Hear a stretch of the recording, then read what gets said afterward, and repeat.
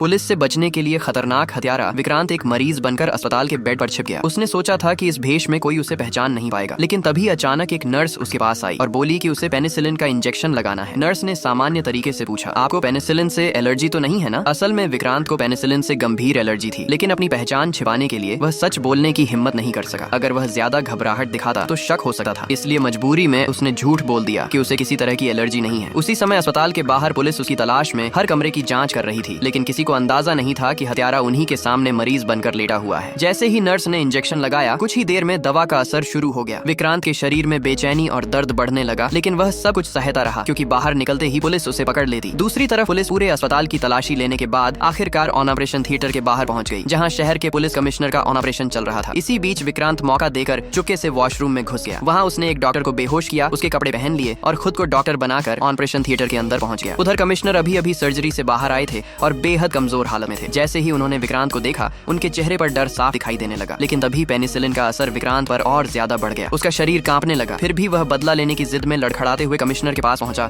और उनका गला दबाने की कोशिश करने लगा। मगर अगले ही पल कमिश्नर ने सिर्फ एक हाथ से उसे पकड़कर जमीन पर गिरा दिया और आसानी से काबू में कर लिया। इस तरह एक खतरनाक हत्यारा अपनी ही गलती की वजह से पकड़ा गया।